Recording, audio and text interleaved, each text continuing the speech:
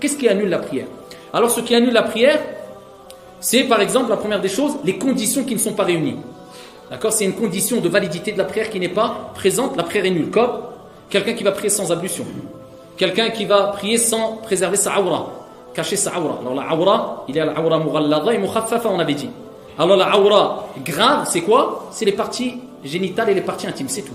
Ça veut dire que dans l'école de l'imam Malik, même si les cuisses se dévoilent sans faire exprès, ta prière elle est toujours valide. D'accord? Le fait de prier volontairement sans être devant la qibla, ta prière elle est nulle. D'accord? Ça annule la prière.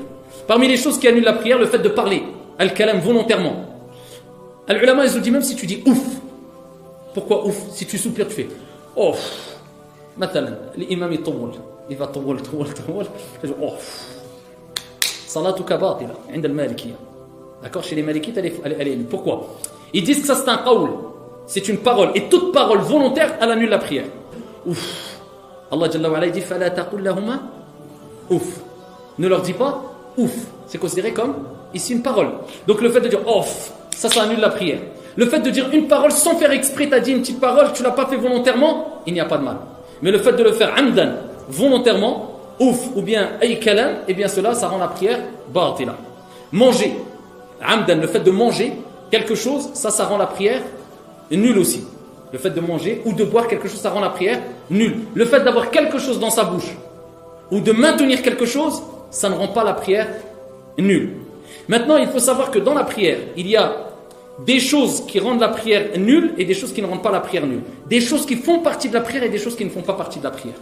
Alors, les choses qui ne font pas partie de la prière, je vous ai cité manger, boire, parler, faire bouger beaucoup. Alors, vous savez que dans le madhab de l'imam Shafi'i, il dit si tu fais plus de 3 pas, ta prière elle est battle. Alors, le fait de vouloir combler des vides quelquefois en faisant 6 pas, 7 pas, non, c'est pas à faire. 1 pas, 2 pas pour une raison, il n'y a pas de mal. Certains, pour rejoindre la sutra, quand la prière obligatoire est terminée, ils viennent, ils bougent partout dans la mosquée, une fois à droite, une fois à gauche, une fois devant, ils se promènent. C'est quoi ça? Même quelqu'un qui voit, il dit prie ou pas? À partir du moment où tu vois quelqu'un faire des gestes, à tel point que tu te dis, ça, il ne prie pas, c'est pas possible, sa prière elle est partie. D'accord? Sachant que as-sutra, c'est quoi as-sutra? Ce que tu mets devant toi, pour prier, pour éviter que les gens passent. Qui doivent être à une distance telle que si tu étais prosterné, un chat pouvait passer entre toi et la sutra. C'est quelque chose qui doit être haut d'une coudée, d'accord, pur, et devant toi, mais pas vraiment en face de toi.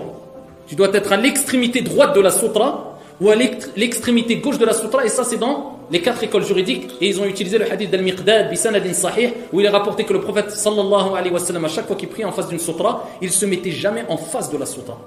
Soit à l'extrémité gauche, soit à l'extrémité droite de la sutra. La sutra, c'est une sunna, ça fait partie des quoi? Des obligations? Ça fait partie des mandoubat. Maintenant, ici, si tu n'as pas de sutra et quelqu'un passe à une distance, ou alors à un endroit qui, même si tu avais une sutra, il était passé au-delà de cela, ta prière elle est bonne et même la personne peut passer. Ok, si quelqu'un il a 5 mètres de toi, tu n'as pas de sutra, il peut passer, il n'y a pas de souci. D'accord? Maintenant, ce qui fait partie de la prière, quelqu'un va rajouter une parole de la prière. Exemple, Suratul Fatiha, il va réciter 2 fois Suratul Fatiha. Suratul Fatiha, min as-salah, ça fait partie de la prière. Est-ce que sa prière elle est batila? S'il rajoute une prière, une chose involontairement, il n'y a pas de mal. S'il le fait volontairement, inda al-Malikiyya, il a récité 2 fois Surat al-Fatiha, volontairement, involontairement, il doit faire sujoud as-sahl, ba'd as-salam, parce qu'il a rajouté une chose. Amma al-af'al, quelqu'un va rajouter un ruku', volontairement, amdan. Il dit, moi je fais un ruku', je me lève, je refais un ruku'. Salatuhu batila. Sa prière, elle est nulle. S'il s'est trompé et il n'a pas fait exprès, ça c'est autre chose. Mais s'il l'a fait volontairement, sa prière, elle est nulle. D'accord? Maintenant, les choses macro aussi dans la prière, eh bien, c'est par exemple celui qui a des cheveux longs et qui va attacher ses cheveux. Il est macro, inda al-Malika wa inda al-Jumhur, d'attacher ses cheveux. Il faut qu'il relâche ses cheveux quand il fait la prière. Alors, il y a beaucoup de choses à dire, mais ça, c'est la théorie. Moi, j'ai voulu vous résumer la pratique comme le prophète alayhi salatu wassalam priait selon la compréhension d'une école juridique. Pour pas dire qu'il n'y a que cette prière que le prophète priait, et si quelqu'un fait la prière d'une autre manière, il est dans la bid'a. Non, le prophète a prié comme ça, il a prié comme ça aussi. D'accord?